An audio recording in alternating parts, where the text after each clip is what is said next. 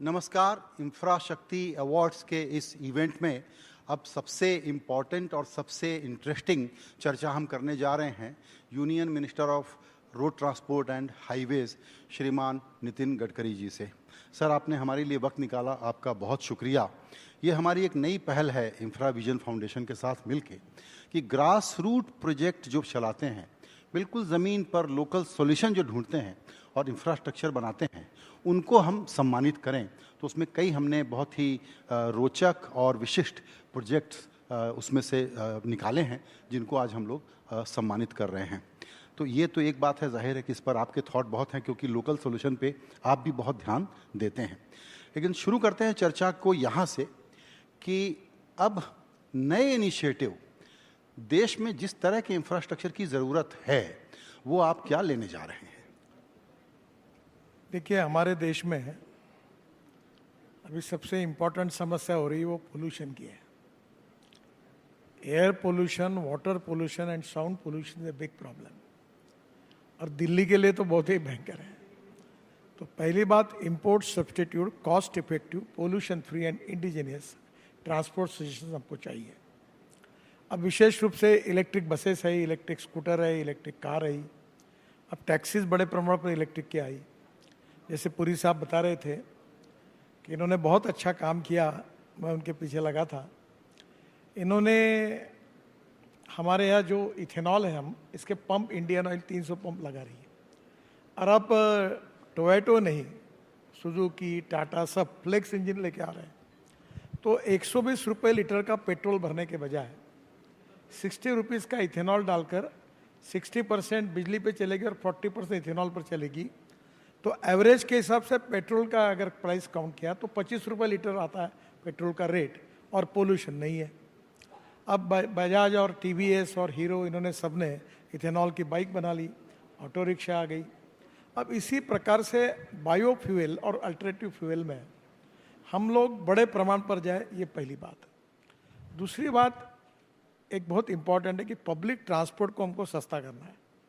अभी हमारी एक डीजल की बस चलती है तो 115 रुपये किलोमीटर कॉस्ट आती है, और अभी भारत सरकार ने जब सब्सिडी देकर इलेक्ट्रिक बस का टेंडर निकाला था तो 41 रुपीज़ पर किलोमीटर एसी बस का आया था और 37 रुपीज़ पर किलोमीटर नॉन एसी का आया था, पर तब सब्सिडी थी। अभी ऐसी स्थिति आई है कि अब वो साधारणतः विदाउट सब्सिडी 55 से 60 रुपये किलोमीटर आएगी। तो 115 के तुलना में हम टिकट रेट 15 से 20%, 25% कम कर सकते हैं। अब हमने इसमें पहला पायलट प्रोजेक्ट कर रहे हैं नागपुर में, टाटा के साथ कर रहे हैं कि मैं जेकोस्लोवाकिया गया था तब स्कोडा में गया था। तो 3 बसेस जोड़कर एक ट्रॉली बस है, 132 लोग उसमें बैठेंगे। ऊपर में जो उन्होंने टाटा ने हिटैची की टेक्नोलॉजी को सिलेक्ट किया है, हमारे नागपुर के रिंग रोड पर वो 49 किलोमीटर घूमेगी दोनों साइड से, और बस स्टॉप पर 40 किलोमीटर पर जाके जब रुकेगी तो 40 सेकंड में वो 40 किलोमीटर के लिए एकदम चार्ज होगी, फिर चलेगी। उसकी कॉस्ट आ रही है 35 से 40 रुपये पर किलोमीटर। अब मैंने उनको सुझाव दिया कि एयर कंडीशन चाहिए, चेयर्स अच्छी चाहिए, एक लैपटॉप सामने चाहिए, और जैसे एयर विशेष रूप से हवाई जहाज़ में एयर होस्टेस होती है, वैसे एक बस होस्टेस भी करे, और लोगों को फ्रूट्स या कोई चाय ड्रिंक्स वगैरह पैक फूड वो भी बस में मिले। और मैंने जो कैलकुलेशन किया, इस बस का किराया डीजल बस की तुलना में 30% कम होगा। तो ये एकदम चीपर है, और इलेक्ट्रिक अगर वो सोलर पे मिलती है तो और कम हो जाएगा। तो धीरे धीरे public transport on electricity, alternative fuel and biofuel, ये हमको करना है। हमारी कंस्ट्रक्शन इक्विपमेंट की बहुत बड़ी इंडस्ट्री है। मेरे आग्रह पर जेसीबी ने अपना जेसीबी 50% डीजल और 50% सीएनजी पर बनाया। उनको 1000 जेसीबी का ऑर्डर मिला रशिया में। अभी ट्रैक्टर वाले मेरे पास आए थे, हम यूरो 6 के इमिशन नॉर्म्स लगाने वाले थे। सब ने मुझे प्रॉमिस किया है कि 1 साल के अंदर इथेनॉल पर और मिथेनॉल पर, सीएनजी पर या इलेक्ट्रिक पर हम ट्रैक्टर लॉन्च करेंगे। तो एक किसान के लिए ये ट्रैक्टर आना, यानी उसकी कम से कम साल की 75,000 से 1 लाख रुपए बचत है। अब ड्रोन टैक्सी की बात हो रही है, तो स्वाभाविक रूप से फ्यूल में पोल्यूशन न करने वाला फ्यूल और स्वदेशी ईंधन, दूसरी ओर हमारी एग्रीकल्चर को वो सपोर्ट करेगा। मैं पुरी साहब को धन्यवाद दूंगा कि मैं बहुत दिनों से पीछे था, अभी इंडियन ऑयल ने पानीपत में एक प्रोजेक्ट डाला है, वो परली से इथेनॉल बना रहा है 1 लाख लीटर और 150 टन बायोविटामिन बना रहा है।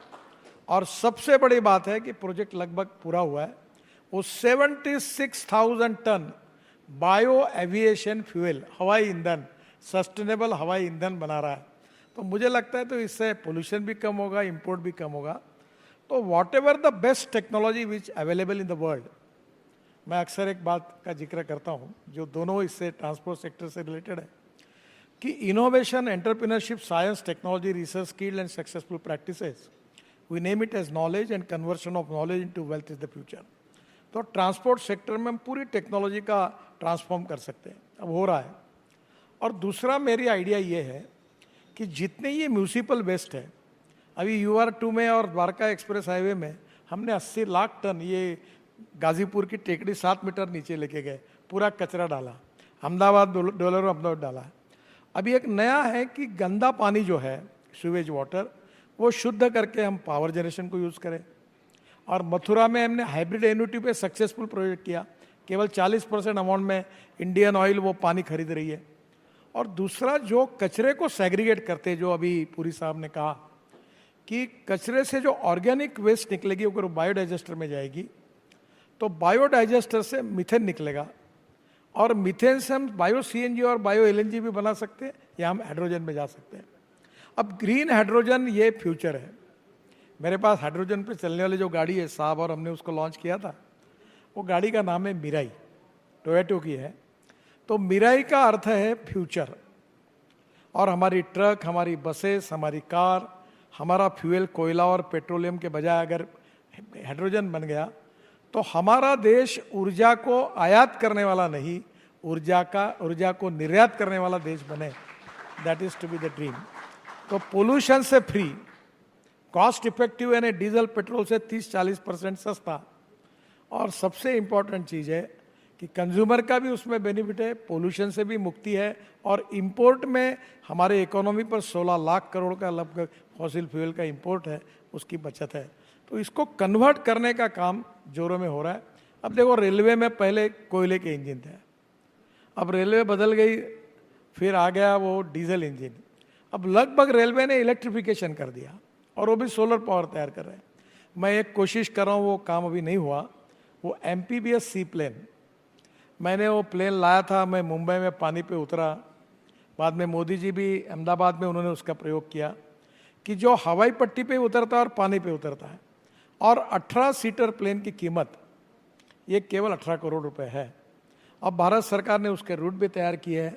अगर उसके लिए इन्वेस्टर मिल जाएंगे तो आप यमुना से उड़ जाएंगे तो ताजमहल के पीछे उतरेंगे 15 मिनट में, 2 घंटे में ताजमहल देखेंगे, फिर वापस आएंगे, फिर इसमें उतरेंगे तो डायरेक्ट यमुना में आएंगे, यमुना से निकलकर कोई डैम में उतरेंगे तो वाटर पोर्ट जैसे है, डैम और तालाब ये बनेंगे, तो ये नया ट्रांसपोर्ट का साधन होगा।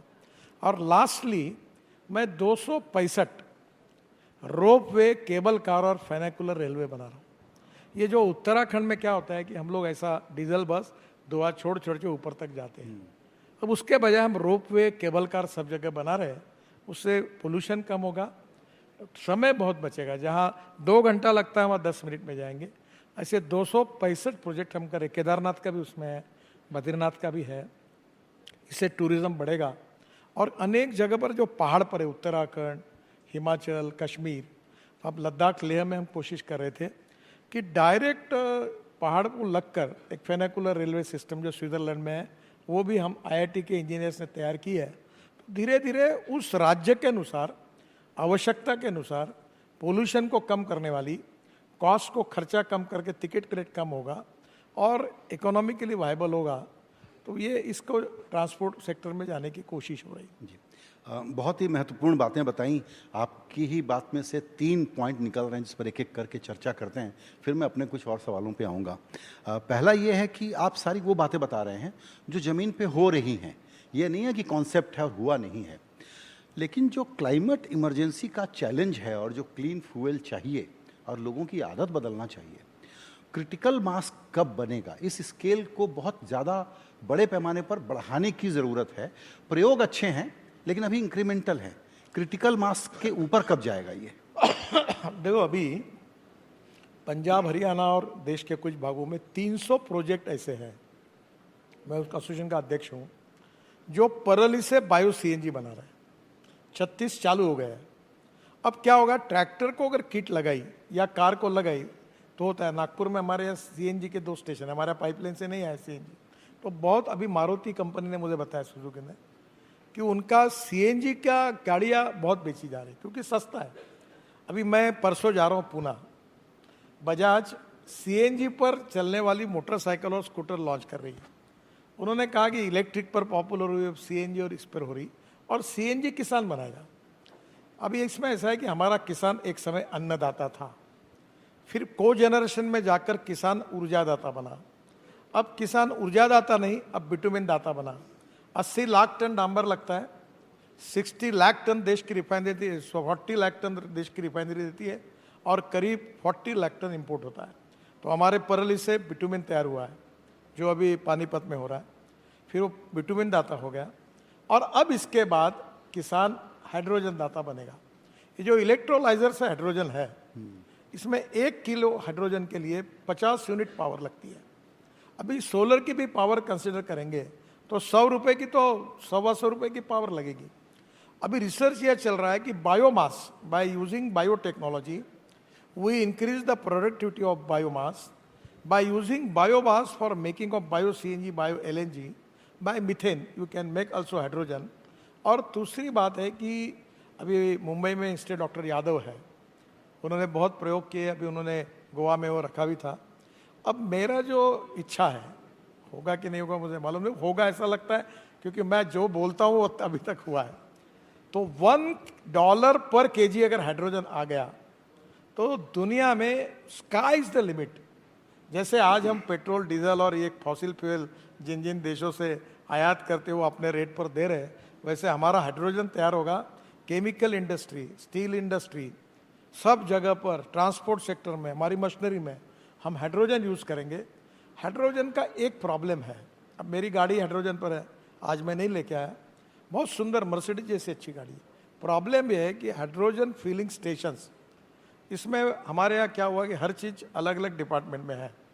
तो प्रधानमंत्री जी के जो प्रिंसिपल एडवाइज़र है, साइंटिफिक एडवाइज़र, उनके साथ 2 मीटिंग हुई, अभी फिर ये ऐसे ख़त्म हो गया, पार्लियामेंट फिर होगी। और इसको पूरा फ्रॉम हाइड्रोजन बनाने से फिलिंग स्टेशन तक, ये पूरा एक सीक्वेंस जो है, इसको बनाने के पीछे भारत सरकार ने प्रायोरिटी दी। और आज ही प्रधानमंत्री जी ने पार्लियामेंट के अपने भाषण में हाइड्रोजन की बात की है। तो बायोफ्यूल एंड अल्टरनेटिव फ्यूल और हाइड्रोजन। दूसरी एक बात आपको बताता हूँ, अभी ये जैसे गैस है एलपीजी, अमेरिका में कोल गैसिफिकेशन से डीएमई तैयार होता है, और डीएमई एलपीजी में ऐड करके सिलेंडर को हम 200 रुपये सस्ता कर सकते हैं। अब कोल गैसिफिकेशन में यूरिया हम बना रहे, मिथेनॉल बना रहे, अमोनियम नाइट्रेट बना रहे। अब मिथेनॉल का रेट है 22 रुपये लीटर। आसाम पेट्रोलियम बनाती 100 टन पर डे मिथेनॉल। मैंने अशोक लेलैंड का ट्रक और बस और कर्नाटक में, बंगलोर में 20% मिथेनॉल डीजल में डालकर पायलट प्रोजेक्ट सक्सेसफुल हुआ। अब डीजल का भाव 110 रुपये और मिथेनॉल का 22 रुपये। तो धीरे धीरे जो भी फ्यूल है उसको अल्टरनेटिव फ्यूल को यूज़ करो, क्योंकि ये इतना ह्यूज चैलेंज है जो आपको, कि जिसको इलेक्ट्रिक पे जाना इलेक्ट्रिक जाओ, आसाम नॉर्थ ईस्ट में मिथेनॉल पे जाओ, जैसे महाराष्ट्र, कर्नाटक, तमिलनाडु, उत्तर प्रदेश, या गन्ना है वहाँ इथेनॉल पे जाओ, कहीं इलेक्ट्रिक पर जाओ।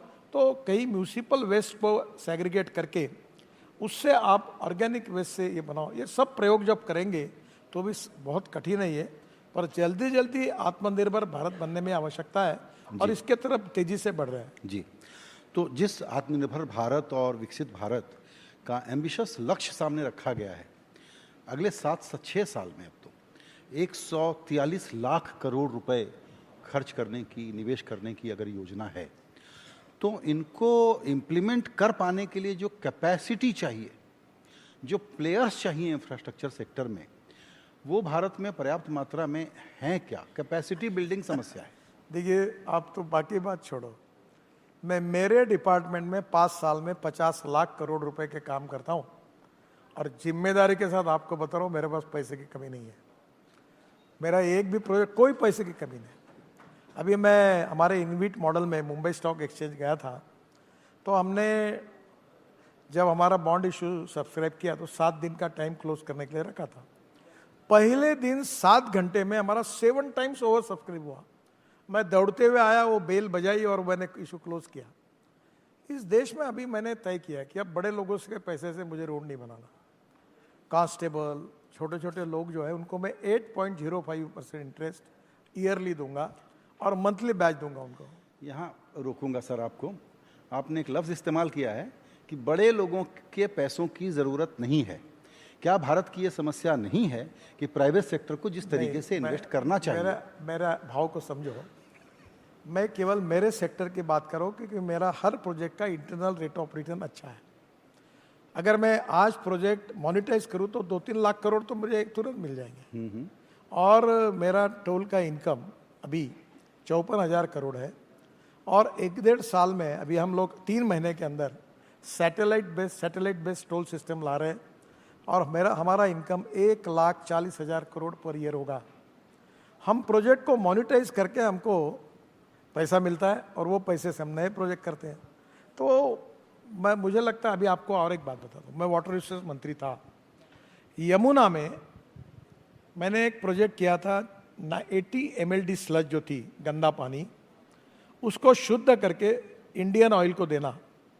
और इंडियन ऑयल के चेयरमैन को पूछा, आप कितना पैसा खर्चा करते हो हर साल? बोले 25 करोड़। मतलब 20 करोड़ दो, मैं आपको पानी देता हूँ। त्रिवेणी इंजीनियरिंग करके कंपनी है, हाइब्रिड एन्युटी में हमने प्रोजेक्ट सक्सेसफुली किया। 80 mld स्लज शुद्ध हो गई और 40% सरकार ने दिया, 60% इन्वेस्टर ने लाया। अब इंडियन ऑयल को वो पानी दे रहे, 20 करोड़ साल के मिल रहे हैं और 100 रुपये का प्रोजेक्ट 40 रुपये में हो गया, सक्सेसफुल हुआ। तो solid waste management, liquid waste management, even transport sector, अभी आप देखिए लंदन ट्रांसपोर्ट, आप हमारे ट्रांसपोर्ट में जरूरत ही नहीं सरकार ने बसें देने की। लंदन ट्रांसपोर्ट का कंसेप्ट क्या है कि इलेक्ट्रिक की एक बस समझो 60 रुपये पर किलोमीटर पकड़ो, तो महानगर पालिका या स्टेट गवर्नमेंट देती है कि हम 250 किलोमीटर की गारंटी देते हैं और रोज वो जो बस है वो 300 किलोमीटर 3.25 जाती है। टिकट जाने के बाद एक्स्ट्रा अकाउंट में केवल जो बैंक को पैसे देना उतना देने से बस प्रॉफिट में है, ड्राइवर ऑपरेटर का और कंडक्टर कारपोरेशन का। और अभी सिस्टम टिकट की रखना ही नहीं। मेरे डिपार्टमेंट में ये स्टेट ट्रांसपोर्ट मेरे पास है, भाई बस ट्रांसपोर्ट। मैं मजाक में कहता हूँ हॉर्न चढ़कर सब बचता है बस, टप पे बैठ के लोग। तो मैंने कहा तुम ये सब स्क्रैपिंग करो और तुम ये सीधा ऑपरेटर अपॉइंट करो, तुमको फायदा मिलेगा और 30% टिकट रेट कम होगा, एयर कंडीशन बस में गरीब लोग घूमेंगे। तो अब दुनिया के साथ धीरे धीरे हमको कंज्यूमर को भी सोचना होगा और ये संभव है और पैसे की कोई कमी नहीं है। आप चाहे कोई भी सेक्टर पकड़ो। आपको एक बात बताता हूँ, मैं शिपिंग मंत्री था, मेरे पास मेरा बजट था 900 करोड़ का, यानी 5 साल में हो गए 4.5 करोड़। 16 लाख करोड़ का मैंने सागरमाला प्रोजेक्ट बनाया था और अभी तक without taking money from government 14 lakh crore के प्रोजेक्ट पूरे हुए। हमने भारतमाला 1 35 लाख करोड़ का बनाया, 70% 80% प्रोजेक्ट पूरा हुआ। हमने 25 लाख करोड़ खर्चा किए, सरकार ने हमको केवल लैंड एक्ट में, बाकी पैसा डिपार्टमेंट ने खड़ा किया और खर्चा किया। ऐसा अनेक जगह पर पब्लिक प्राइवेट इन्वेस्टमेंट से बजट में जितना पैसा उससे 3 गुना 4 गुना पैसा देकर हम कर सकते हैं। अब कुछ प्रोजेक्ट्स इकोनॉमिकली वायबल है तो वो 100% हम लोग प्राइवेट में पब्लिक प्राइवेट करें। जो नॉन वायबल है वहाँ कहीं 40% कहीं 30% सब्सिडी दे। हमने हाइब्रिड एन्युटी का मॉडल लाया, जहाँ वायबल है वहाँ बीओटी करेंगे, जहाँ नहीं थोड़ा है तो वहाँ हाइब्रिड एन्युटी करेंगे और जहाँ ईपीसी बनाएंगे और मोनेटाइज करेंगे बैंक के साथ 15 साल के लिए। तो देर आर इतने डिफरेंट वेज है कि मुझे नहीं लगता पैसे की कमी है, काम होना चाहिए, इच्छा शक्ति की कमी है। और transparency, time bound decision making process, quality और करप्शन फ्री सिस्टम होगी तो ये गोल हिंदुस्तान का ग्रोथ रेट मल्टीप्लाई करना कोई कठिन नहीं है। बिल्कुल। आपने अभी टोल नाका का जिक्र किया तो जीपीएस के ज़रिए, और दूसरी बात ये आई सामने, आपने बताया था कि जितना डिस्टेंस ट्रैवल किया उतने का ही टोल लगेगा, पूरी सड़क का नहीं लगेगा। अब आप ये बताएं कि ये कब से होगा? 3 महीने के अंदर अभी टेंडर निकल रहा है, 3 महीने के अंदर शुरू करेंगे। 3 महीने के अंदर हाँ। सारे टोल के चेक नाका सारे बाहर। नहीं होंगे, फर्स्ट फेज में 5000 किलोमीटर होगा, और जैसा सक्सेसफुल हुआ, परसों यहाँ अशोका होटल में वर्कशॉप हो गया, प्री बिड कॉन्फ्रेंस जैसा, दुनिया के सब टेक्नोलॉजी आए थे, टेक्नोलॉजी प्रोवाइडर, आईटी कंपनी और टोल ऑपरेटर। तो हमने टेक्निकल फाइनेंशियल क्वालिफिकेशंस पक्के कर दिए, शायद 15-20 दिन में हम टेंडर निकालेंगे और हम शुरू करेंगे। तो और ये जो आपकी बात है ना, ये बिल्कुल सही है कि कभी कभी शहर के पास है, हमारा गलती नहीं है, ये यूपीए सरकार थी तब इन्होंने क्या किया, शहर के बाजू में टोल लगा दिया, वो उसको स्वीटनर कहते थे, प्रोजेक्ट की वायबिलिटी बढ़ाने के लिए। मैंने कहा ये नहीं करो, सब अर्बन पॉपुलेशन के बाहर जाओ और वहाँ टोल लगाओ, जहाँ से जाएगा वो वहाँ कैमरा में फ़ोटो निकलेगा, जहाँ से निकलेगा बाहर निकला, उतने डिस्टेंस का टोल आपके बैंक अकाउंट से निकल जाएगा, कहीं रुकना नहीं, कोई रोकेगा नहीं, कोई बताएगा नहीं, नो प्रॉब्लम। तो अब ये रुकावट वाला काम बंद हो जाएगा, और आप मुझे यहाँ पर ये हेडलाइन दे रहे हैं कि अगले 3 महीने में एक ठीक ठाक स्केल पे जीपीएस से चलने वाला टोल कलेक्शन का सिस्टम भारत में शुरू होगा। इस 3 महीने के अंदर 5000 किलोमीटर का पहला प्रोजेक्ट जीपीएस सिस्टम पर, सैटेलाइट बेस्ड टोल सिस्टम पर चालू होगा, और उसके बाद सब जगह इम्प्लीमेंट होगा। ये मैं आपको बिल्कुल विश्वास के साथ बता रहा हूँ, और ये होगा। वाह, आपने सस्ते फ्यूल की बात कही, और अगेन भारत को जिस तरक्की की ज़रूरत है उसमें लॉजिस्टिक्स के खर्चों को कम करना एक दूसरा विषय है जिस पर आप काफ़ी रुचि लेते हैं। उसको रियली कम करने के लिए और क्या क्या काम करना है? देखिए, मैं किसान हूँ, तो मेरी पूरी इकोनॉमिक थिंकिंग किसान सेंट्रिक है। मैं जिस क्षेत्र से आता हूँ वहाँ 10,000 किसानों ने आत्महत्या की है। तो मैं तो चाहता हूँ कि हाइड्रोजन इथेनॉल ये किसान बनाए, और हम उसके खेत के बाजू में वो हाइड्रोजन फिलिंग स्टेशन रखे, ट्रक बसेस आए लेके जाए। धीरे धीरे जो इलेक्ट्रोलाइजर का जो हाइड्रोजन बनाने की प्रोसेस है, उसमें हम वर्ल्ड में, तो आपको मालूम होगा, we are the number 1 manufacturer of electrolyser in the world.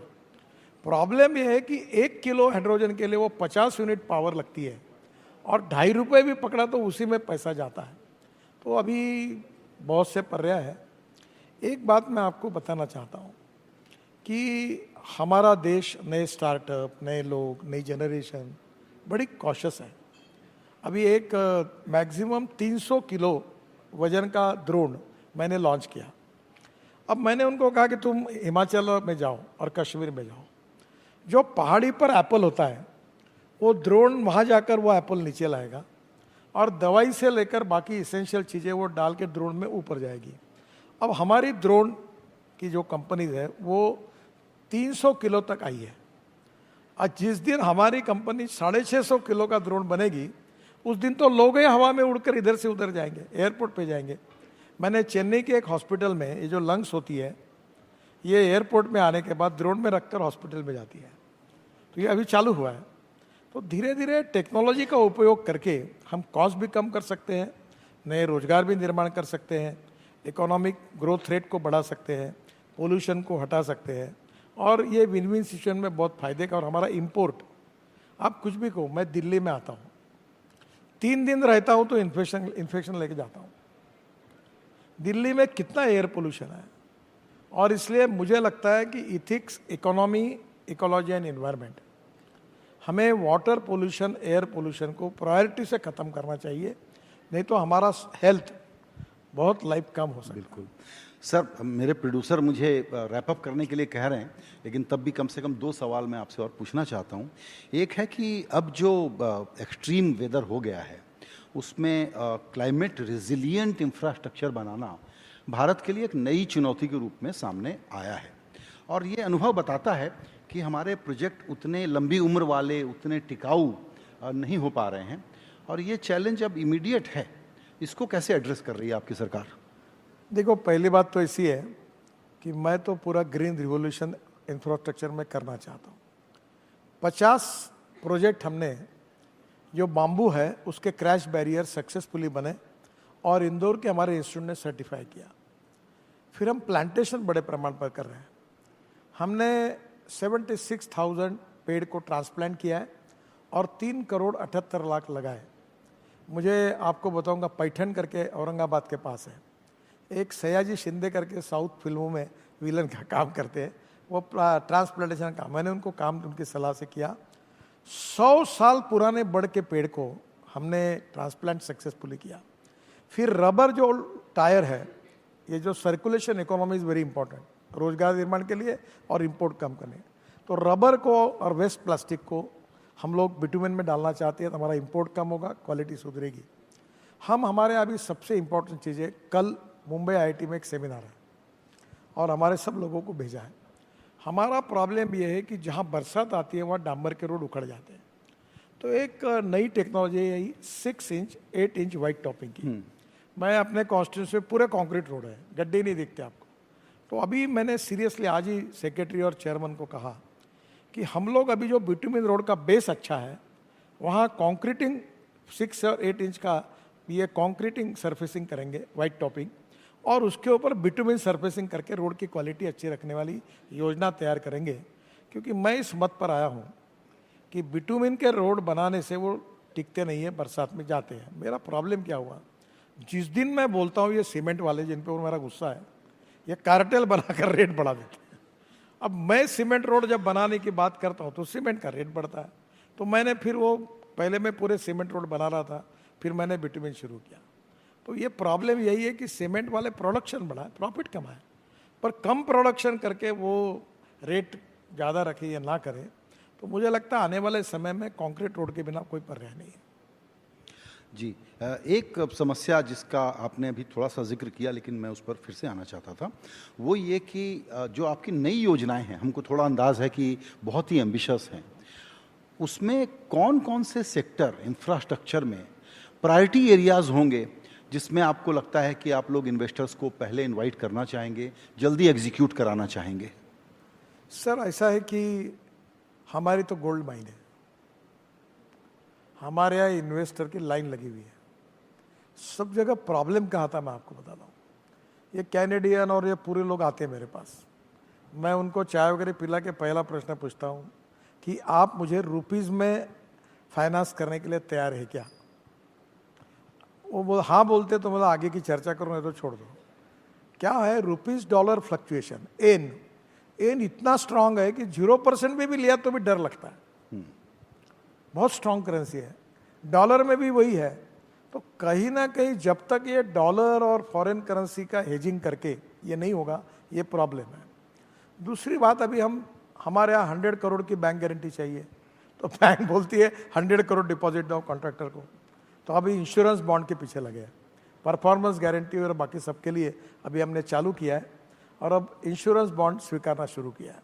तो मैंने तो अभी ये भी कहा कि ये जो हमारे कॉन्ट्रैक्टर एसोसिएशन ऑफ इंडिया, उनको कहा तुम एक कंपनी बनाओ, 51% तुम्हारे 49% एनए जाएंगे और तुम्हें बॉन्ड की गारंटी लेते जाओ, इंश्योरेंस बॉन्ड की, और ये कंपनी करा के करो, प्रॉब्लम छूटेगा। एक साल फाइनेंशियल क्लोजर नहीं होता। तो ऐसी बहुत सी बातें हैं जो कंस्ट्रक्शन में, फाइनेंशियल, इसमें अब ऐसा है कि सबको फाइनेंशियल आर्म है, हमारे एनएचआई को नहीं है, जबकि बैलेंस शीट हमारी सबसे स्ट्रांग है। तो हम लोगों को, हमारे कॉन्ट्रैक्टर को बैंकों से ही लोन लेना पड़ता है। तो कहीं ना कहीं innovative finance with lower interest, without compromise the quality, cost of construction को कम करना और क्वालिटी ऑफ कंस्ट्रक्शन को इम्प्रूव करना। और मुझे तो प्रॉब्लम है नहीं जी, हम लोग जल्दी काम नहीं करते। ये अभी हम 2 किलोमीटर से 34 किलोमीटर पे आए, अब मेरा तो बस चल जाए तो 100 किलोमीटर पे जाओ करके जाएंगे। लेकिन आपका अगला माइलस्टोन आपने अपने लिए 60 किलोमीटर का रखा। देखो वो मेरा टारगेट है, फिर वो मीडिया वाले क्या बोलते हैं मैंने 60 किलोमीटर बोला और किया नहीं। तो टारगेट ऐसे ही रखा जाए, बच्चों को कहते हैं ना कि तेरे को 90% मार्क मिलने चाहिए, वो मिलता है 75, तो फिर ऐसा नहीं होता कि तो 90 नहीं मिले। बिल्कुल।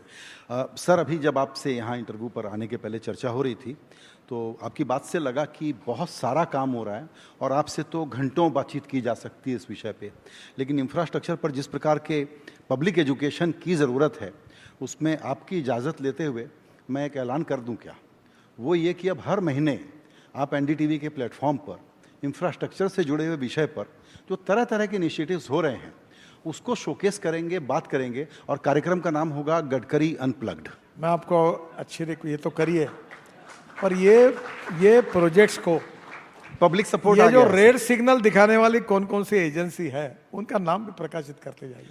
इसके पास फॉरेस्ट के इतने अटके हुए, ये सेक्शन में इतने अटके हुए, इसने पेड़ की परमिशन 1.5 साल से नहीं दी, ये सरकार है इसने लैंड एक्विजिशन 2 साल नहीं किया। परसों मैं कर्नाटक के मुख्यमंत्री भाई आप अगर नहीं करोगे तो मैं हवा में थोड़ी रोड बना। सर बिल्कुल यही इरादा है। और आपका एक दूसरा प्रिय विषय है ब्यूरोक्रेसी, उसकी बात नहीं करेंगे तो चर्चा पूरी नहीं होगी। सिंपल कॉन्ट्रैक्ट राइटिंग, ये भी आप लोगों की प्रायोरिटी है कि नहीं? बिल्कुल है। देखो हम कहीं मैं आपको बताता तो इसका सबूत तो अगले महीने 2 महीने में आपको देना पड़ेगा। सर अभी हमने हमारे कॉन्ट्रैक्ट में काफ़ी बदल किया है, काफ़ी चेंजेस किए हैं। और पहले जो देखो, अब मुझे बोलना उचित नहीं है क्योंकि मैं मंत्री हूँ। If there is a dispute between 2 party, 1 party can not be a जज। हमारे पूरे सिस्टम में कॉन्ट्रैक्टर पर अन्याय कर रहे हो तो गलत निर्णय होते हैं, क्योंकि निर्णय करने वाला जो है वही पार्टी है। We need a mechanism where independent, impartially और फेयरली जो सही है वो निर्णय होना चाहिए। अब जो डिस्प्यूट है 2 पार्टी में वही जज है। We need to improve lot of things. Sir thank you so very much. आज आप हमारे पास आए, वक्त निकाला, उसके लिए बहुत शुक्रिया।